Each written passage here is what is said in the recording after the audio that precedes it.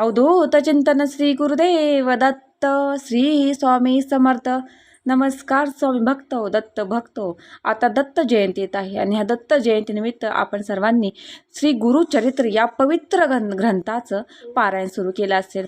श्री गुरुचरित्र ग्रंथ हा 5वा वेद मानला जातो आणि हा ग्रंथ अतिशय पवित्र आणि खूप असा वेगळा अनुभव देऊन जाणारा हा ग्रंथ आहे. याचं पारायण आपण 7 दिवसाचं पारायण करतो, कोणी 3 दिवसाचं करतं, तर कोणी 1 दिवशीय सुद्धा गुरुचरित्र पारायण करत असतं. पण हा ग्रंथचं पारायण जेव्हा आपण करतो त्यावेळेस आपल्याला वेगवेगळे अनुभव येत असतात. बघा, हे पारायण आपण केंद्रामध्ये करू शकतो, मठामध्ये करतो, किंवा अगदी आपण बऱ्याच माता भगिनी असतात, आपल्या प्रापंचिक सांसारिक अडचणी असतात आणि त्यामुळे आपण घरीसुद्धा करतो. बऱ्यापैकी महिला घरी करतात आणि ज्या वेळेस आपण घरी करतो याचं पारायण, हे पारायण जेव्हा आपण घरी करतो त्यावेळेस आपल्याला खूप सारे वेगवेगळे अनुभव येतात.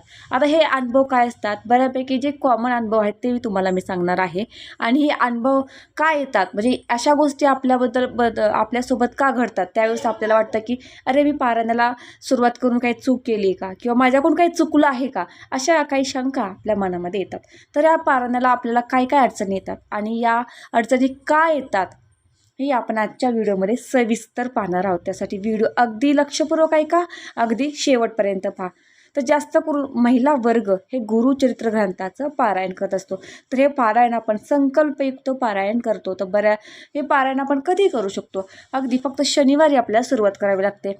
12 महिने आपण हे पारायण करू शकतो. पण बऱ्याच वेळा आपल्याकडे गुरुपौर्णिमा आणि दत्त जयंतीनिमित्त याचे मोठे पारायण सप्ताह असतात. तर बघा, आता दत्त जयंती 4 डिसेंबरला येत आहे, त्यानिमित्त हा पारायण सोहळा श्री गुरुचरित्र ग्रंथाचा पारायण सोहळा हा केंद्रामध्ये चालू आहे, मठामध्ये चालू आहे, काही भगिनी घरामध्ये करत असतात.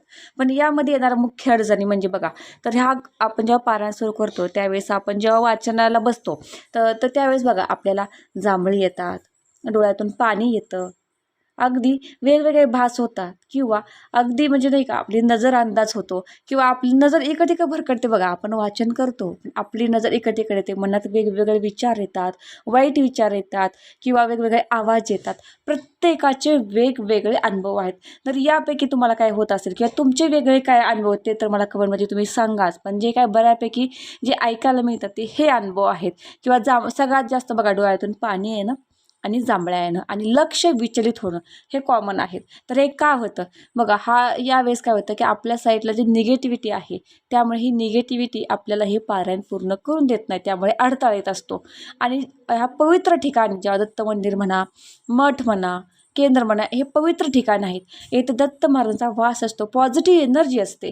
त्यामुळे हे जे काय आपल्यासोबत घडत असतं ह्याचा प्रभाव कमी असतो. पण ज्यावेळेस आपण करतो आपल्या घरातील देवघरासमोर, पण आपल्या देवघरामध्ये पण पॉझिटिव्ह एनर्जी असते. पण जेवढ्या प्रमाणात मंदिरामध्ये, मठामध्ये, केंद्रामध्ये, कारण तिथं आपण देवाची स्थापना असते, त्यामुळे तिथं पॉझिटिव्ह एनर्जी असते आणि त्यामुळे तिथला प्रभाव हा कमी असतो. पण जेव्हा आपण घरात करतो त्यावेळेस त्याचा प्रभाव जास्त असतो. हे माझे अनुभवाचे बोल आहेत, जे मी स्वतः अनुभवलेलं आहे ते तुमच्यावर शेअर करत आहे.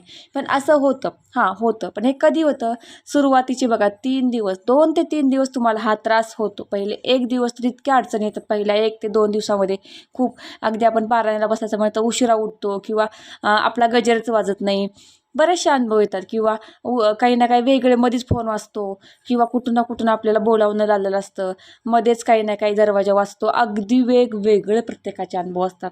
म्हणजे ही निगेटिव्हिटी जी आहे, जी नकारात्मक ऊर्जा आहे, ती आपल्याला हे पारायण पूर्ण करून देत नाही. आणि हे पारायण पूर्ण करणे म्हणजे त्यावेळेस आपल्याला वाटतं की मी उगाच पारायणाला सुरुवात केली का, किंवा माझ्याकडून काही चूक झाली का, दत्त महाराज माझ्यावरती रागवले आहेत का, अशा काही आपल्या मनामध्ये प्रश्न येतात. पण असं काही घाबरून जायची गोष्ट नाही. सुरुवातीचे 2 दिवस आपल्याला खूप त्रास होतो, पण हे 2 दिवस सुरुवातीचे गेले की आपल्याला बघा स्वतःहून जास्त करण्यात हुरूप येतो. आणि दत्त महाराज सुद्धा आपली परीक्षा बघत असतात की नक्की तू या पारायणामध्ये खरा तारतोयस का, हे सुद्धा बघत असतात.